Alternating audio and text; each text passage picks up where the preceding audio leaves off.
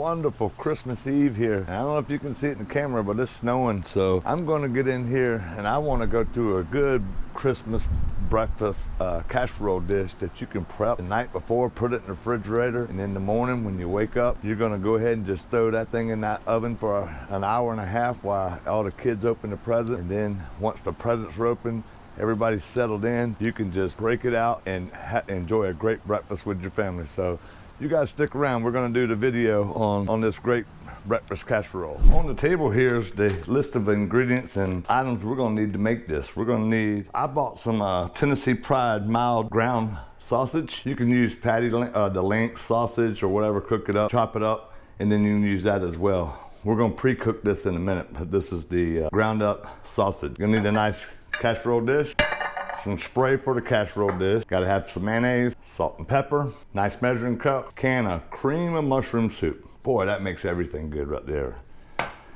Gotta have some bread, or the actual recipe calls for croutons, a bag of croutons, but I'm gonna use bread instead because I don't have croutons, and plus I just think the bread would be better, but we'll try it. Some milk. I'm gonna throw on mushrooms in mine, even though the recipe don't call for it. I'm gonna throw some mushrooms because I have some that need to be cooked anyway.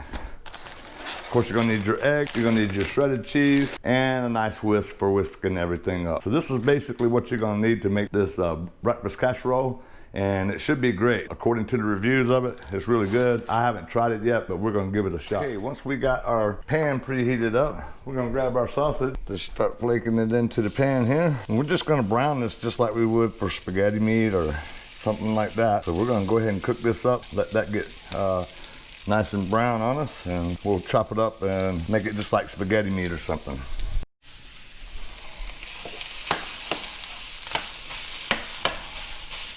I know you're not supposed to use metal spatulas on this kind of pan, but this pan's so old, it doesn't matter to me anymore. So we're gonna let that brown some more, chop it up some more. I'll get it pretty finely chopped before it's done.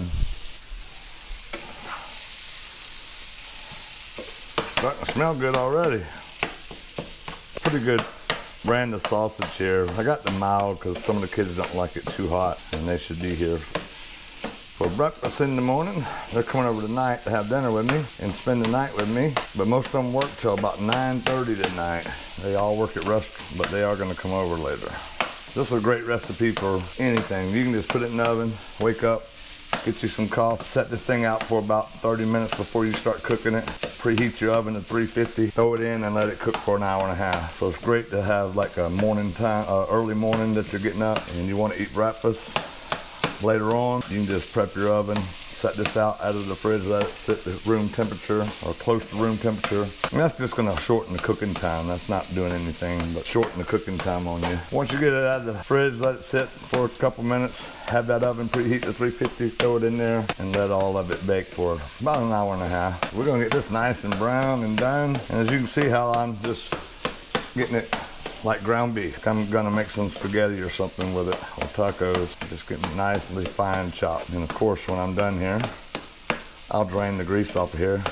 Sausage don't have a whole lot of grease, but I like just draining it off. Okay, I'm about to get it to the consistency and doneness that I want. A little more sparing and chopping here. Flip it around a little bit, and we'll get ready to drain the grease off this. Okay, what I'm gonna do now is I'm gonna crack me up 6 large eggs. There's 1, 2, 3, 4, 5, and 6. And then mayonnaise. The mayonnaise makes these eggs nice and fluffy. So I'm gonna do 2 tablespoons of mayonnaise. 1, 2, and then of course we're going to do 2.5 cups of milk. 1, 2, and then a half. That could be my weakness. I'm never precise on measurements, but that's pretty close. Then we're going to get our salt to taste. Put a little salt in there and a little pepper. I love pepper. And then we're gonna whisk this all up. Probably should have used a bigger bowl. I didn't know this was gonna be so shallow here because you really wanna whisk it really good. As a matter of fact, I might change bowls here. Let me do that, let me get a bigger bowl. Aha! a lot better for whisking, folks, is a proper bowl. So we'll use this bowl still because we're gonna mix up something else in just a second here. So I'm gonna whisk these up real good, get that mixture up. I don't know if y'all can see in the bowl, but we're gonna whisk this up really good.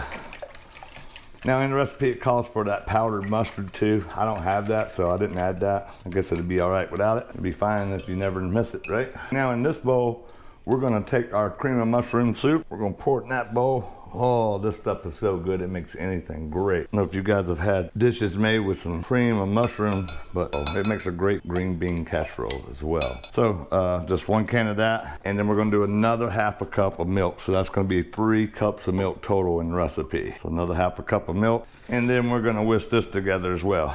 It should stay kind of thick. I don't know if y'all can see that mixture, but that should stay pretty thick there. And that wasn't a standard size of cream of mushroom soup. This is a little bit smaller can than I think I'm used to buying, but maybe should have went a little lighter on the milk because I don't know if I want it that thin, but that's okay. Add that up. Okay, we'll put that back in there and mix that up. And now what I want to do is I want to make sure I have a nice greased casserole dish. So I'd use this spray grease, keep everything from sticking. So after I got it nice and sprayed down, this is where the recipe calls for crouton, but I'm gonna try it with bread instead. I wanna try it with some bread. So I'm just gonna line my pan with loaves of bread, or slices of bread. Look at that, 3 fits perfect. Let's see if they'll go this way, perfect. Heck yeah, make it fit.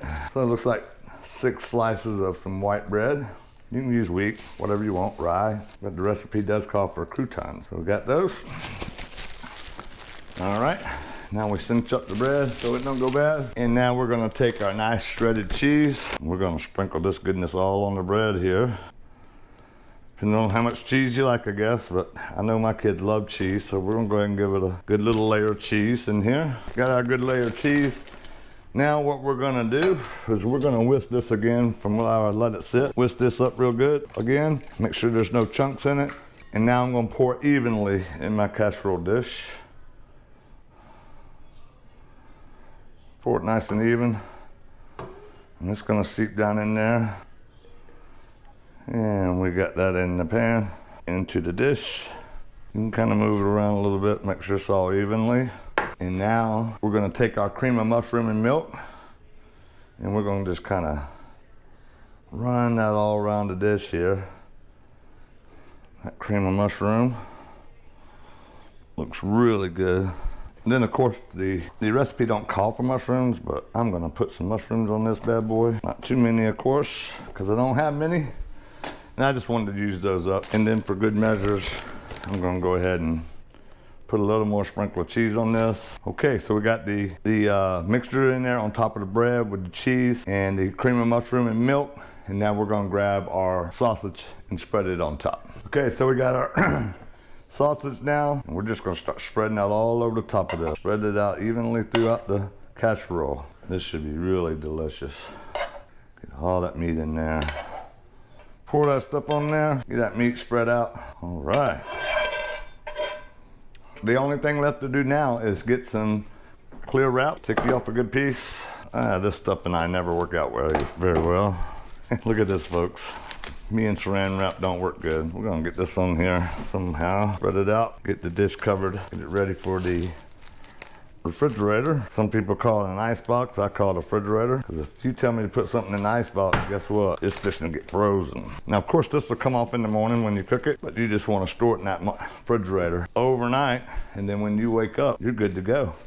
All you gotta do is put this bad boy in the oven for an hour and a half. And you're gonna wake up, kids are gonna be opening their gifts, and this will cook for an hour and a half, and then you guys will be ready. So this is what I call my Christmas breakfast casserole. So I hope you guys take the recipe, try it out for yourselves. Folks, I really hope you try out that recipe and give it a taste, and let me know in the comments what you think.